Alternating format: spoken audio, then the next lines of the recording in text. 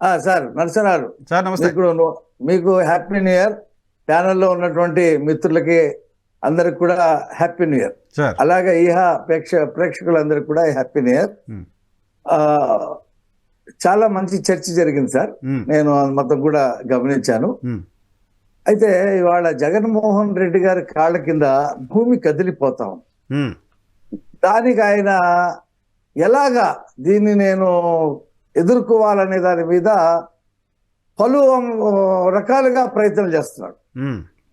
మీకు ఒక సినిమా తీసి చంద్రబాబు నాయుడు గారిని, పవన్ కళ్యాణ్ని, లోకేష్ని వాళ్ళ వ్యక్తిత్వాన్ని కించపరచాలని ఒక సినిమా పరంగా ఒక ప్రయత్నం.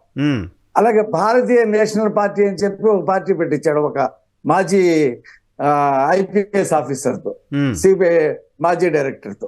ఆయన కూడా ఆయనతో మాట్లాడుకుని ఒక పార్టీ కొన్ని కాపుల ఓట్లు చీల్చేటువంటి పద్ధతుల్లో అదొక డిజైనింగ్ జరుగుతూ ఉంది.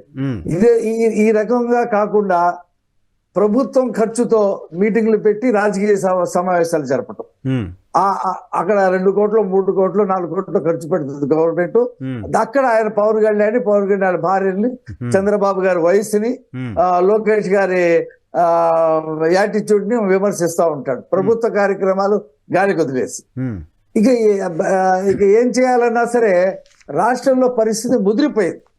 కనీసం 5-6 డిపార్ట్మెంట్లు రోడ్ల మీద గత 25 రోజుల నుంచి ఆశా వర్కర్ కానివ్వండి, అంగన్వాడీ కానివ్వండి, జాతీయ శిక్ష సంబంధించి టీచర్లు కానివ్వండి, మున్సిపల్ కార్మికులు కానివ్వండి, అంగన్వాడీలు కూడా వీళ్ళు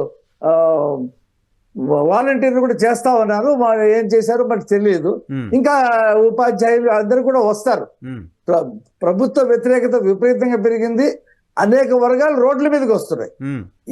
ఈ వస్తున్నటువంటి ఈ క్రమంలో పవన్ కళ్యాణ్ గారు తెలుగుదేశాన్ని మద్దతు ఇవ్వటం అసలు ఆయన భరించలేకపోతా ఉన్నాడు. అంటే ఆ ఓటమి ఎలా ఉంటుందో ఆయనకు అర్థమైపోయింది. దాంతో పాటు చెల్లి షర్మిల కూడా వస్తే కాంగ్రెస్ నాయకత్వం తీసుకుంటే ఒక పక్కన ఒక 10% ఓట్లు పవన్ కళ్యాణ్ ద్వారా తెలుగుదేశానికి వెళ్ళిపోతా ఉంటే, మద్దతుకి వెళ్తా ఉంటే, ఎదురు మా 40 ఉంటాయి, ఓ 10% పవన్ కళ్యాణ్ గారు 50 వస్తే ఆయన దగ్గర ఉన్నటువంటి 35లో 10% షర్మిల లాగేసే పరిస్థితి ఆయన కనిపిస్తా ఉంది. నానా బాధలు పడతా ఉన్నాడు. ఆమె రాకుండా ఉండాలి అని చెప్పి ప్రయత్నాలు చేస్తా ఉన్నాడు. ఇక ఆమె వస్తే ఎంత కాదు, ఇప్పుడు ఆళ్ల రామకృష్ణారెడ్డి లాంటి సీనియర్ 2 సార్లు ఎమ్మెల్యే చేసి ఒక రాజకీయ కుటుంబం నుండి వచ్చిన వాడు నేను షర్మిలతో నడుస్తానంటే ఇక ఈయన్ని కాదని ఎంతమంది నడుస్తారనే భయం ఆయనకు వచ్చేసింది. ఎందుకంటే ఇది కాకుండా మొత్తంగా ఆయనకి అభ్యర్థులు మారిస్తే నేనేదో గెలుస్తానని చెప్పి ఒక థీరీ తీసుకున్నాడు. కర్ణాటకలో బీజేపీ 55 మందిని మార్చింది, ఒక్కళ్ళు గెలవలా. తెలంగాణలో 12 మారిస్తే 9 గెలిచారనేటువంటి ఒక దీని మీద ఈయన మీద ఉన్నటువంటి వ్యతిరేకతని చెప్పుకోలేక, ప్రభుత్వ వైఫల్యాల్ని చెప్పుకోలేక ఎమ్మెల్యేని టార్గెట్ చేసి వాళ్ళని మార్చే పని చేస్తా ఉన్నాడు. సాహసం చేయలేకపోతా ఉన్నాడు. 11 మందిని చేశాడు. బ్రహ్మాండంగా దాని మీద రియాక్షన్ వచ్చింది.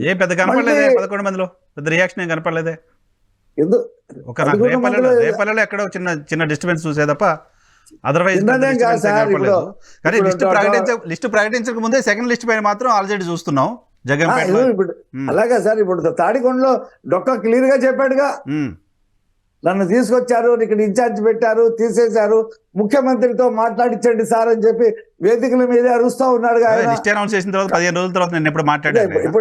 ఇప్పుడు మా మద్దాలగిరికి సంబంధించిన వాళ్ళు ఆర్యవయస్సులు వాళ్ళు ధర్నా చేశారుగా గాంధీ విగ్రహం దగ్గర.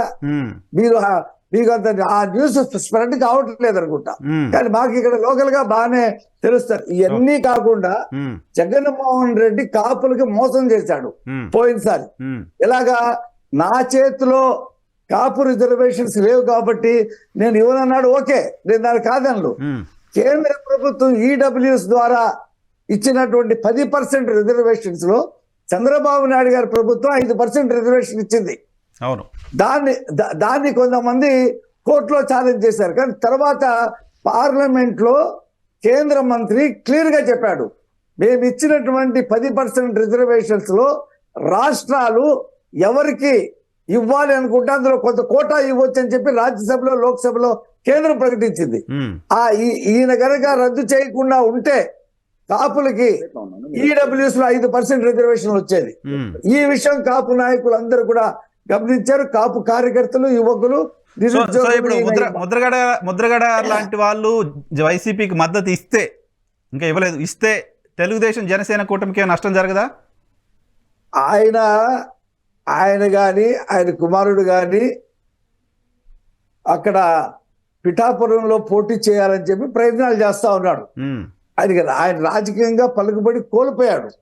రాజకీయంగా ఆయనకేం ఇది లేదు. సామాజిక వర్గంలో తెలుగుదేశం ప్రభుత్వం అధికారంలో ఉండగా రిజర్వేషన్స్ మీద రగడ చేసి ఒక రైలు తగలబెట్టే స్థాయికి దాన్ని తీసుకెళ్లిపోయి చాలా దీనికి ముందుకెళ్లిన వాడు జగన్మోహన్ రెడ్డి వచ్చిన తర్వాత నేను రిజర్వేషన్స్ సంగతి వదిలేశాను అని ఏ రోజైతే చెప్పాడో, ఓహో మమ్మల్ని వాడుకొని వదిలేశాడు. ఇతను జగన్మోహన్ రెడ్డి అధికారంలోకి రావటం కోసం కాపు రిజర్వేషన్స్ పేరు మీద కోవర్ట్ గా జగన్మోహన్ రెడ్డికి పని చేశాడు అనేది కాపులందరికీ తెలిసిపోయింది. ఇవాళ ఆయన రాసినటువంటి ఉత్తరం ఇందాక అరుణ గారు చెప్పారు. ఆయన వెనక ఎవరున్నారు ఏంటి, ఆ ఉక్మాలు మొత్తం చెప్పాడు. తిన్న ఉక్మా గురించి, దాని గురించి. ఆయన వెనక జగన్మోహన్ రెడ్డి ఉన్నాడు. జగన్మోహన్ రెడ్డి 19లో అధికారంలోకి రావటానికి ఎన్నెన్ని వాగ్దానాలు, ఎన్నెన్ని అబద్ధాలు చెప్పి అధికారంలోకి వచ్చాడో, ఇలా ముద్రగడ పద్మనాభం లాంటి వాళ్ళ ద్వారా కూడా ఉద్యమం చేయించాడు.